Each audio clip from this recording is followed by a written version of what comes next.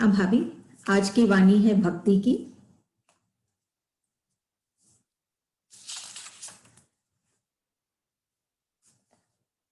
Number 137। बल बलाने वाला बल को क्या जाने, बलदेव को क्या माने। बल बलाने वाला, ये शब्द को सुन के ही मन में क्या भावना उठती है कि जो उफन रहा है, जैसे जब दूध भी गर्म होता है तो देखिए ये बल बल जो आवाज आती है, जो उफन रहा है,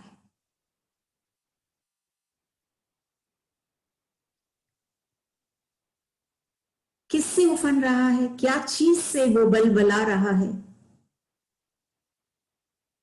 हो सकता है उसमें बहुत अहंकार है, क्या चीज का, बुद्धि हो, धन हो, या कोई भी मान सम्मान प्रतिष्ठा, कोई भी कारण से मनुष्य बल बलाने लगता है, उफन उसके अंदर एक ऐसे अहंकार भर जाता है कि वो उफनने लग जाता है। लेकिन उस उफान में सार नहीं। गुरुदेव कहते हैं बल बलाने वाला बल को क्या जाने। वो सिर्फ स्थूल में या जो बाहरी उसकी उपलब्धियां है या अचीवमेंट्स हैं या प्राप्ति है, सिर्फ उसके बल पर वो बल बला रहा है। वो ये बात भूल गया कि ये जो ये प्राप्त किया है वो किसके बल पर किया है। अगर भीतर वाला उसका बलवान नहीं तो ये बल कहां से आया। अगर वो ये चीज को मानेगा नहीं कि ये भीतर वाले का बल है, जो हमारे हृदय में बैठा है उसका बल है कि मुझे ये प्रेरणा या मुझे ये शक्ति प्रदान करता है कि हम आगे बढ़कर इन अचीवमेंट्स को, इन सफलताओं को, सबको वो प्राप्त करता है। अगर ये चीज वो एक्सेप्ट नहीं करता है तो जिस दिन ये बाहरी उपलब्धियां उसकी नहीं रहेगी, क्योंकि एक समान हमेशा नहीं रहता है। जब बाहर की उपलब्धियों में वो कुछ उसका घटने लग जाएगा या कुछ छीनने लग जाएगा तो वो बलहीन अपने आप को पाने लग जाएगा, वो रोने लग जाएगा, वो दुख पाएगा, वो कष्ट पाएगा। जब तक अनुकूल था तब तक बहुत अच्छा था, वो उफन रहा था। लेकिन जिस दिन प्रतिकूल अवस्था आई, स्थिति परिस्थितियां आई, उस दिन वो सहम गया, वो दुखी हो गया,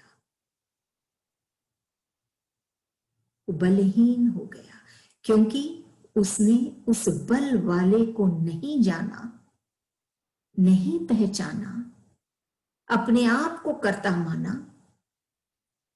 इसीलिए वो अपने आप को बलहीन समझने लगा। लेकिन अगर जिस समय उसकी प्रगति हो रही है, जिस समय सब कुछ अनुकूल है, उस समय भी अगर वो ये जाने कि ये परिस्थिति इसीलिए है क्योंकि कोई बल वाला हमारे भीतर बैठ के बल दे रहा है, शक्ति दे रहा है कि हम सही सोच ला सकें, सही कर्म कर सकें, सही समय पे कर सकें, सब कार्य उसके लाइन से होने लग जाते हैं। अगर वो उसको, उसका ध्यान होगा, उसके इष्ट का ध्यान होगा तो उसके हर कार्य समय पे होने लग जाएंगे। और जब कोई ऐसी भी परिस्थिति आएगी तो भी वो अपने आप को बलहीन नहीं पाएगा, फिर भी वो बल उसी का उसके भीतर वैसे ही शाश्वत रहेगा, वो कभी भी नहीं घटेगा, वो कभी भी दुखी नहीं होगा, क्योंकि जब वो दूसरी अवस्था थी तभी भी उसको यही लगता था कि जो हो रहा है उसी के कारण हो रहा है, उस मेरा कुछ नहीं। तब गुरुदेव कहते हैं कि बल बनाने वाला बल को क्या जाने, वो जानता नहीं है कि कौन सा बल है, वो सिर्फ ये बाहरी बल, ये बाहरी उपलब्धियों को देख रहा है, लेकिन कहां से ये बल आया? जब तक नींव में वो बल नहीं, जब तक नींव में वो शक्ति नहीं, तब तक ये भारी अवस्थाओं में वो कायम नहीं, वो कब गिर जाएंगे समझ में नहीं आता है। तब कहते हैं वो क्या जाने, जिस दिन वो जान जाएगा कि नहीं, बल तो मेरे भीतर है, इसीलिए मैं ये सब पा सकता हूं, उस दिन वो कभी भी अपने आप को शक्ति से ही दूर नहीं पाएगा, हमेशा अपने आप को वो शक्तिवान जानेगा। बलदेव को क्या माने, और ये भीतर में ये बल कौन देता है? सिर्फ और सिर्फ एक संत, एक संत, ईश्वर प्रभु। संत कौन है? जो ईश्वर के बल को जाना है, जो ईश्वर के बल से सजित है, सुसज्जित है, सजे हुए हैं, जो ईश्वर के बल से। और ईश्वर का बल हमेशा एक समान रहता है, आज कम कल बेसी, आज है कल नहीं है, इस तरह से नहीं। वही तो एक शाश्वत है इस संसार में, और सब कुछ परिवर्तनशील है। सिर्फ एक चीज शाश्वत है, और वो है ईश्वर का बल। वो हमेशा हर एक चेतन स्वरूप जीव में है, इसीलिए वो शाश्वत है। जब तक ये संसार है तब तक ये बल ईश्वर का रहेगा, हर एक के अंदर रहेगा, लेकिन वही उस बल को पाएगा और आगे बढ़ेगा और ईश्वर के का अंश बनेगा, ईश्वर समान बनेगा, जो इस बल को जानेगा। जैसे एक संत, जैसे गुरुदेव, जैसे बाबा बलदेव, जैसे इसमें जिक्र किया गया इस वाणी में, बलदेव को क्या माने कि नहीं, ये बल एक्चुअली ये बलदेव ने दिया था, बाबा जी ने ये जो बल दिया उसके कारण वो प्राणी या वो भक्त ये सब कुछ पाया है। उसका बल नहीं, उसका बल होता तो वो छीन भी हो सकता था, लेकिन अगर बाबा का बल है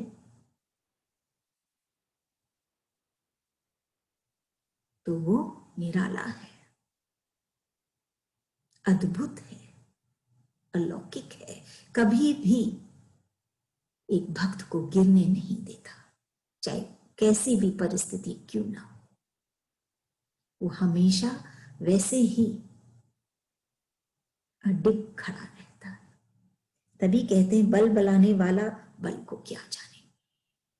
ऐसे ही उफन्ने से, ऐसे ही अहंकार में, अपनी बुद्धि ज्ञान धन के अहंकार में फूलने से अपने आप को बलवान समझना भ्रम है। ये बल तो वो इष्ट का है। देखिए संसार में हम लिविंग कैसे करते हैं, कुछ पाके, कुछ धन पाके हम अपने जीवन को का गुजारा करते हैं, लेकिन हम जीवन को कैसे जीते हैं? जीवन का गुजारा हम कुछ पाके करते हैं, लेकिन जीवन को हम कैसे जीते हैं, क्या दे के हम देते हैं, इस पर निर्भर है। हम क्या देते हैं इस जीवन में औरों को, या हम अपने आप को, या हमारे इष्ट को, इस पर निर्भर है कि हमारा जीवन कैसा होता है। एक है लिविंग, उसके लिए तो धन चाहिए कि हमको क्या मिलता है, हम क्या पाते हैं, तो हम लिविंग कर सकते हैं। लेकिन हम कैसे लिव किए, लाइफ कैसा है, वो डिपेंड करता है हम क्या देते हैं। बहुत अंतर आ जाता है। हम पाते हैं तो हम जीवन को गुजार सकते हैं, लेकिन जब हम देते हैं तो हम जीवन को जीते हैं।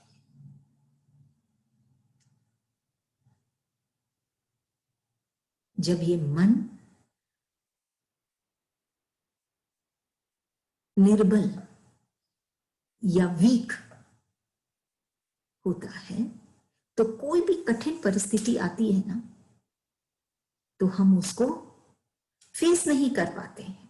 एक समस्या बन जाती है कि कैसे हम इस परिस्थिति से उठें। ये कब होता है, जब हमारा मन निर्बल होता है। और सब कुछ है हमारे पास,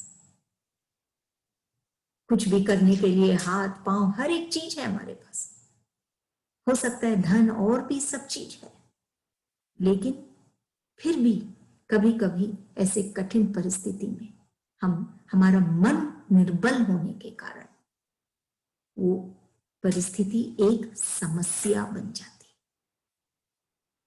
लेकिन जब हमारा मन बैलेंस्ड रहता है, शांत रहता है, कुछ उसमें बात रहती है,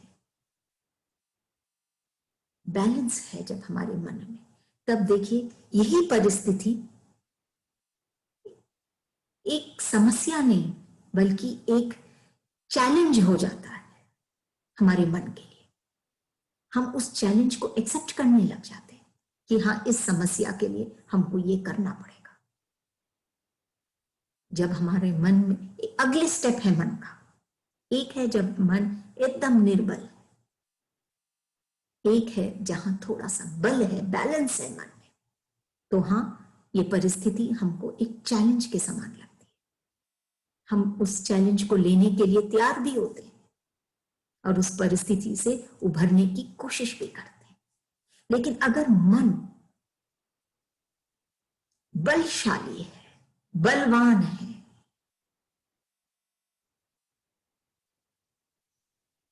शक्तिवान है हमारा मन, और वो कब होगा, सिर्फ जब बाबा जी हमारे मन में रहेंगे तो ये मन बलवान होगा।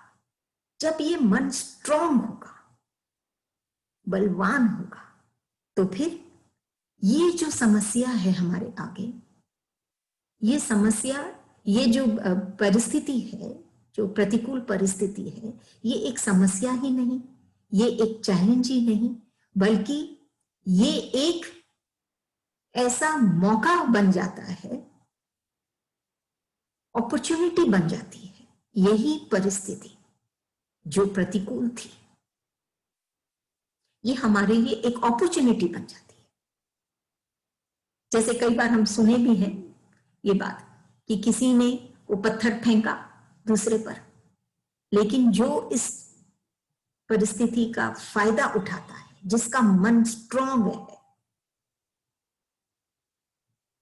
जिसके मन में उनका इष्ट, उनके प्रभु ईश्वर विराजते हैं, उन्हीं का ही मन स्ट्रांग है। वो लोग क्या करते हैं, जो पत्थर उनके तरफ फेंके गए हैं, उन पत्थरों से वो नींव बना लेते हैं और एक इमारत, एक भवन खड़ा कर लेते हैं। कैसे उस परिस्थिति को, उस प्रतिकूल परिस्थिति को एक अपॉर्चुनिटी में बदल, मतलब उसका फायदा कैसे लिया गया, ऐसी परिस्थिति का फायदा देखा गया। न कि उसको एक समस्या समझे, न कि उसको एक चैलेंज समझे कि भाई हमको तो करना ही पड़ेगा, लेकिन इसके बावजूद उसको एक अपॉर्चुनिटी भी समझे कि ऐसी परिस्थिति आई है, इससे ये चीज अच्छा होगा। क्योंकि गुरुदेव की वाणियों से हम ये चीज जरूर समझ रहे हैं कि अगर ऐसी कभी कोई सिचुएशन आती है तो हमको कभी नहीं भूलना चाहिए। अगर कोई हमको कुछ कह भी देता है या कोई गलती भी हो गई है तो वो गलती को हम भूल जाएं। कोई कुछ हमारे साथ गलत भी किया है या हम किसी के साथ कुछ गलत किए हैं तो हम वो गलती को तो भूल जाएं, वो अच्छा रहेगा हमारे लिए। लेकिन उस गलती से हम क्या सीखे उसको नहीं भूलें, ये जरूरी है। हर गलती से हम कुछ ना कुछ सीखते हैं। कहीं ना कहीं हमारे मन में ये भाव आता है कि नहीं, ये इसके कारण ये गलती हुई, आगे से ये नहीं। तो जो हम गलती किए भी या और भी कोई किया, गलती को तो हम भूल जाएं, लेकिन गलती ने हमको क्या सिखाया है वो ना भूलें। एक बचपन में जब हम भूल जाते थे, कुछ भी चीज सिखाया जाता था तो भूल जाते थे। बच्चे अक्सर भूल जाते हैं, तो कहा जाता है कि भूलना नहीं चाहिए, याद रखो। जो पाठ है उसको याद रखो, भूलना नहीं है। पर जैसे जैसे हम बड़े होते हैं वैसे वैसे सब बातें याद रहने लग जाती है। तो संसार के लोग क्या कहते हैं, भूल जाना सीखो, भूल जाओ, उसी में फायदा है। देखिए कैसे समय के अनुसार हर चीज को बदलना पड़ता है।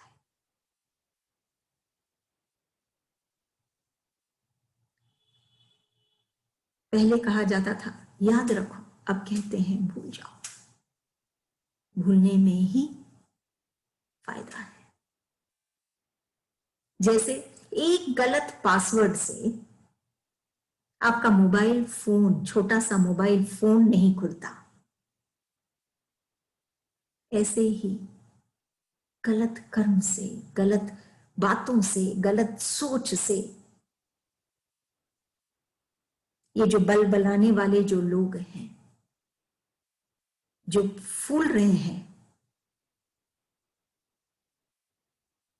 उनके जीवन का भाग्य कैसे खुलेगा।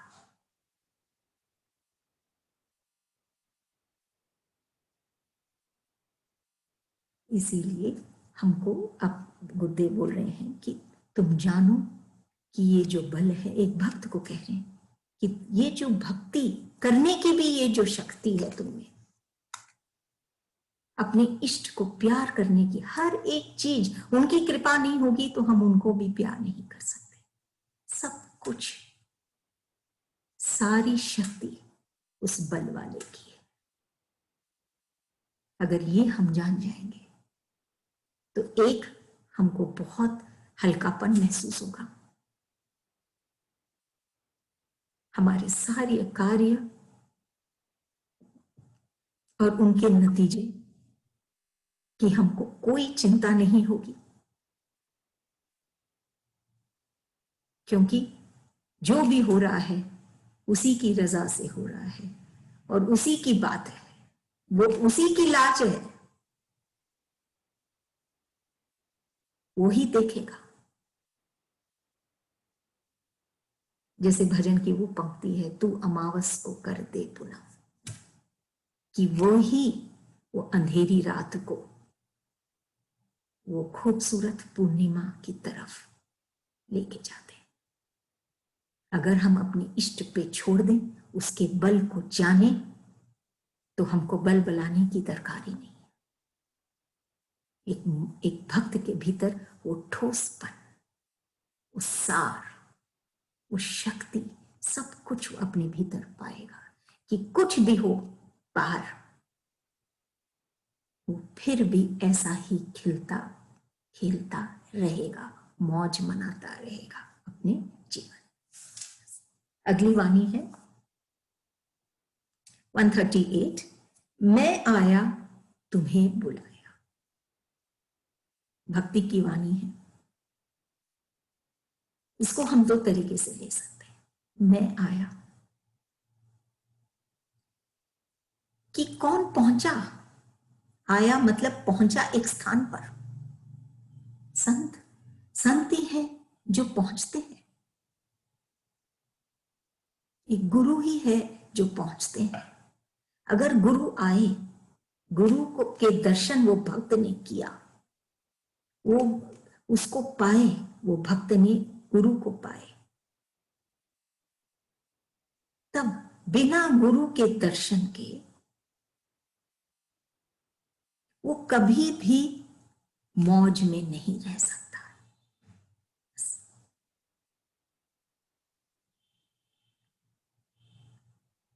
सब कुछ होते हुए भी उसके जीवन में कोई भी अभाव नहीं है, फिर भी वो भाव में नहीं रह पाता। तभी सतगुरु कहते हैं मैं आया,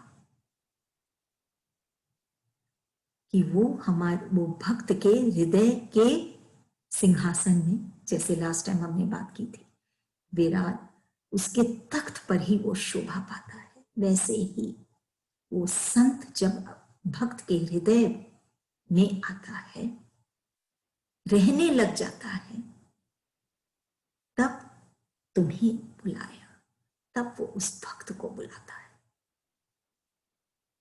क्योंकि भक्त हो सकता है उसमें वो इतना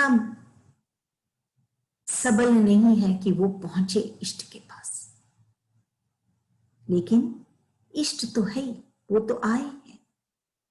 वो भक्त थोड़ा सा अपना हृदय खोला, थोड़ी सी अपनी स्थूल की आंखों से अपने इष्ट को देखने की कोशिश किया, थोड़ा सा भाव, प्यार या प्रेम बहने लगा, तो वो क्या देख पाया? इष्ट को देख पाया अपने हृदय में। बिना इष्ट के वो अहंकार से रहित नहीं हो सकता, और बिना अहंकार से रहित हुए वो जिंदगी का आनंद नहीं ले पाएगा। इन बातों को हमको मानना पड़ेगा। हम माने चाहे हम ना माने, लेकिन यही सच्चाई है। गुरुदेव कहते हैं मैं आया तुम्हें बुलाया। जब वो हमारे हृदय में आ जाते हैं, तब भक्त को बुलाते हैं, मतलब फिर वो भक्त अपने इष्ट से मिलने लग जाता है, समाने लग जाता है अपने इष्ट में।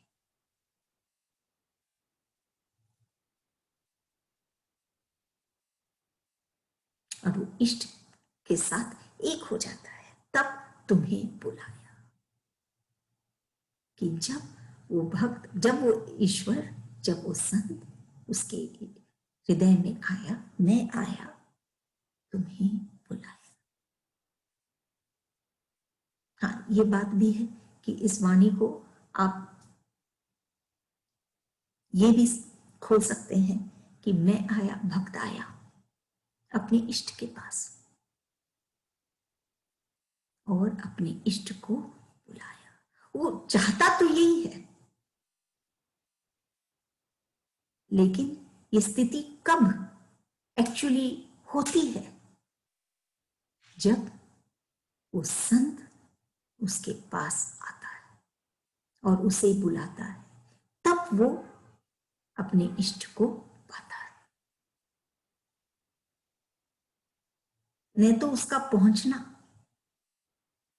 जैसे लिखा है ना, मैं आया, एक जगह आया मतलब कहीं पर पहुंचना कठिन है, लेकिन सतगुरु जो होते हैं वो ईश्वर का ही रूप होते हैं, ईश्वर ही होते हैं। वो जब आते हैं, मतलब ये भक्त ने अपना हृदय खोला और पाया उनको अपने हृदय में, तब वो भक्त को बुलाता है, तब वो भक्त और भक्ति में और वो इष्ट के प्रेम में रमने लग जाता है। नेक्स्ट वाणी है 139। घर में प्रियतम पाए, अब बाहर क्यों मन भाए। घर और बाहर,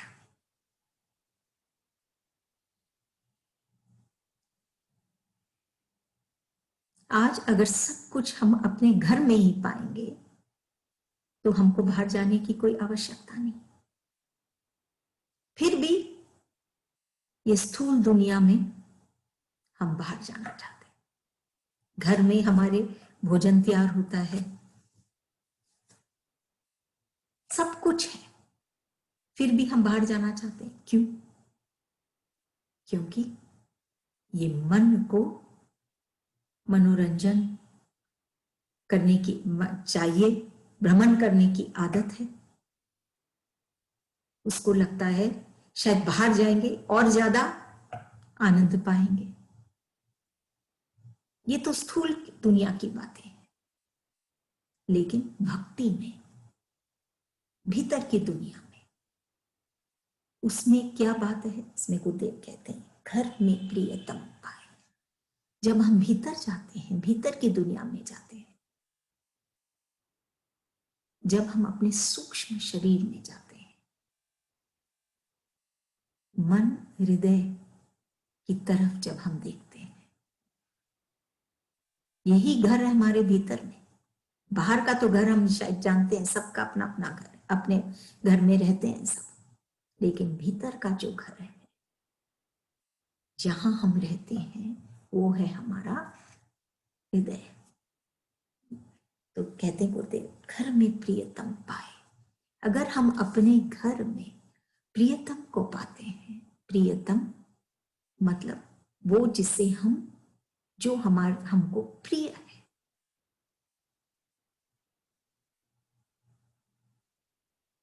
जो हमको प्यारा है।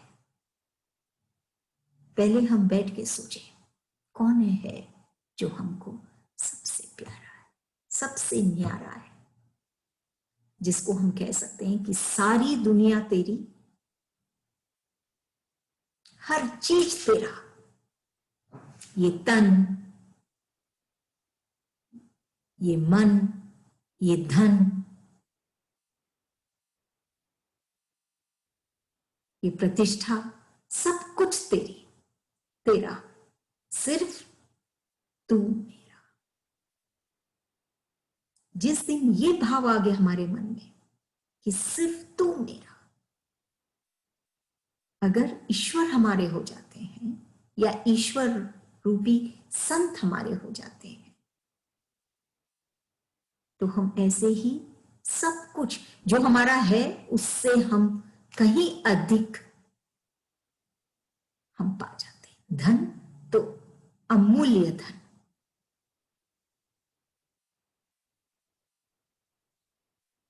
वही बात है कि जो बेमोल जिंदगी थी अनमोल बन जाता है, हम सब कुछ पा जाते हैं। तो इसमें गुरुदेव क्या कह रहे हैं? यही बात है कि जब वो मेरा, तो और कुछ चाहिए ही नहीं उस भक्त को। तब कहते हैं घर में प्रियतम पाए। ऐसे ही हमारे हृदय में जब वो रहने लग जाता है, वो बसने लग जाता है, हम उसको पाते हैं हमारे हमारे निजी, हमारे खुद के, हमारे स्वयं के घर में, ये स्थूल घर में नहीं।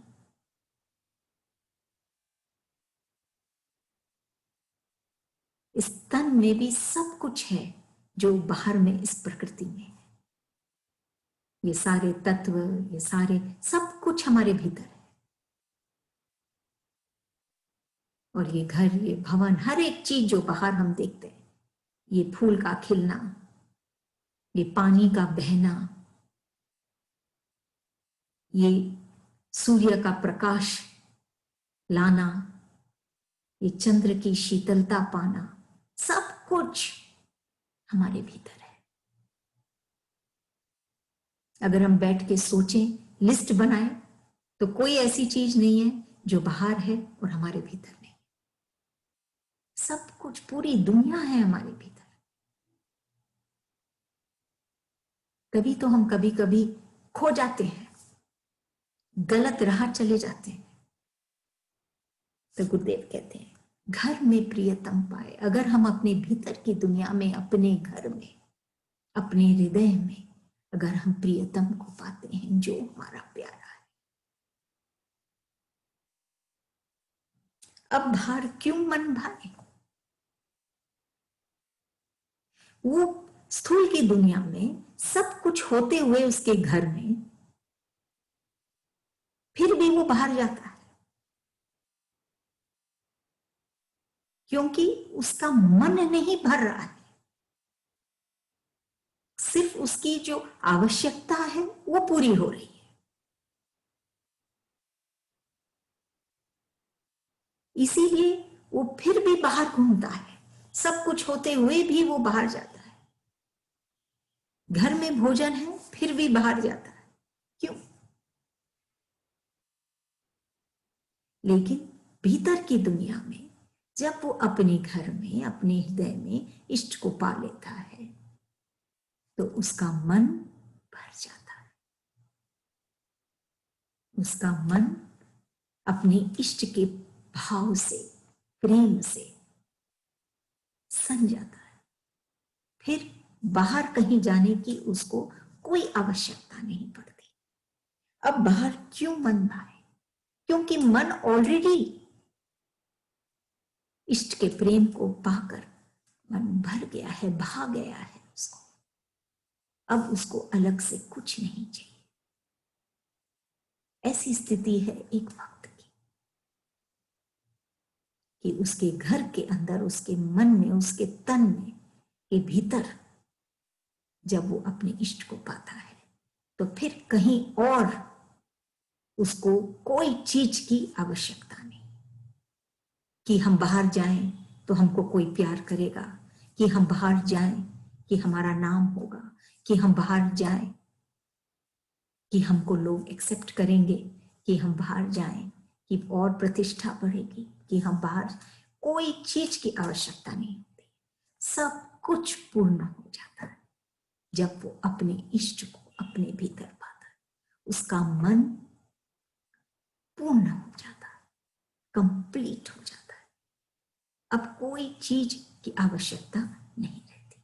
तब गुरुदेव कहते हैं घर में प्रियतम पाए, अब बाहर क्यों मन भाए। अगली वाणी है 140। अरे सुन तो, ना नारी मेरा प्रियतम आया, न सुनू न सुनाऊं, कैसे प्रियतम के मन भाऊं, या वाही में समाऊं। अरे सुन तो, गुरुदेव क्या कह रहे हैं, अरे सुन तो, नारी मेरा प्रियतम आया। कि एक भक्त अपने इष्ट के प्रेम में ओतप्रोत भरा हुआ है उनके प्रेम से, तब उनको जब और लोग उस भक्त को बहकाना चाहते हैं या इधर उधर की बातें उससे सुनना चाहते हैं या सुनाना चाहते हैं, तो वो भक्त क्या कहता है, नारी मेरा प्रियतम आया, मैं नहीं सुनना चाहता। और सब कुछ सुनना या ऐसे लोगों को सुनाना निरर्थक है।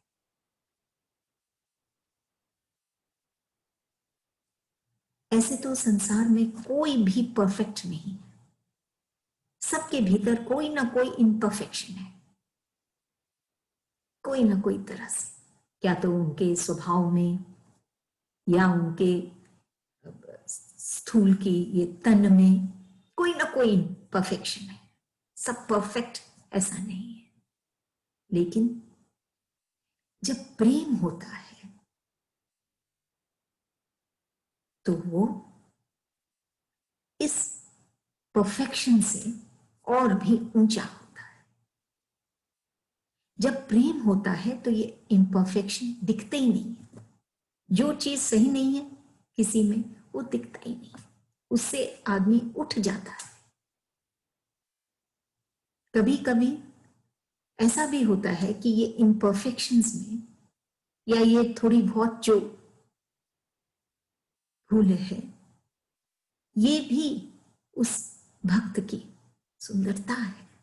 उससे उठना पड़ेगा, उसी को हम देखेंगे तो हम आगे नहीं बढ़ पाएंगे।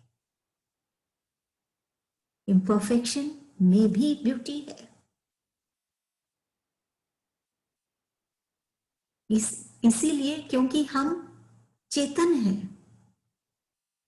हमारे भीतर विचार और भावनाएं हर समय, नई नई बातें, नए नए विचार, अलग अलग तरह की भावनाएं उठती रहती है।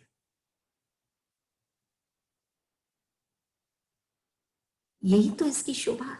लेकिन ये इम्परफेक्शन को लेके हम बैठ जाएंगे तो हम कभी आगे नहीं बढ़ पाएंगे। इम्परफेक्शन से उठना पड़ेगा, क्योंकि परफेक्शन से ज्यादा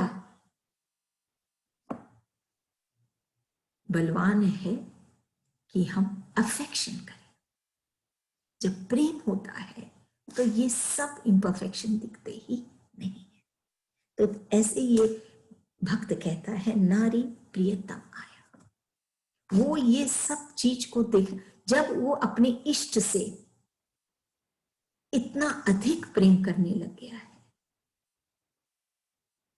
अब वो कोई चीज नहीं सुनना चाहता और ना कोई बात सुनाना चाहता है। वो कहता है, नारी मेरा प्रियतम आया। वो सिर्फ अपने प्रियतम में रमना चाहता है, क्योंकि वो वहीं पे आनंद पाता है। इन सब बातों में, औरों की बातों में, या उनसे बातें, उनको बातें बताने में उसको लगता है कि मैं बेचैन हो जाऊंगा। वो उसमें फंसना ही नहीं चाहता। न सुनो न सुनाओ, ना तो मैं सुनना चाहता हूं और ना मैं सुनाना चाहता हूं, क्योंकि ये भक्ति की बातें सुनाकर हम किसी को भी वो आनंद नहीं दे पाते। ये तो अनुभव करने की बात है। कितना ही हम कह लें, लेकिन उसके दिल को तभी छुएगा जब वो अनुभव करेगा। तभी न मैं सुनाऊं, ना मैं सुनूं और न सुनाऊं। कैसे प्रियतम के मन भाऊं या वाही में समाऊं। उसका एक ही लक्ष्य है कि कैसे प्रियतम के मन भाऊं, कैसे मैं अपने प्रियतम के मन को मैं ऐसा क्या काम करूं, या मैं ऐसा क्या भाव लाऊं कि कि मेरा प्रियतम सिर्फ का मैं प्यार पाऊं। कैसे प्रियतम के मन भाऊं, और कुछ नहीं। अब यही फर्क है एक भक्त में और एक अन्य मनुष्य में। वो अपने मन को चारों तरफ दौड़ाता है, कभी किसी के पीछे, कभी किसी के पीछे, कभी किसी के पीछे, कभी इसकी बात सुनता है, कभी इसको सुनाता है, और वो खुद, उसका जीवन एक भार बन जाता है, और इस संसार में भी वो एक भार के समान हो जाता है, क्योंकि वो खुद कष्ट पाता है, औरों को भी कष्ट देता है।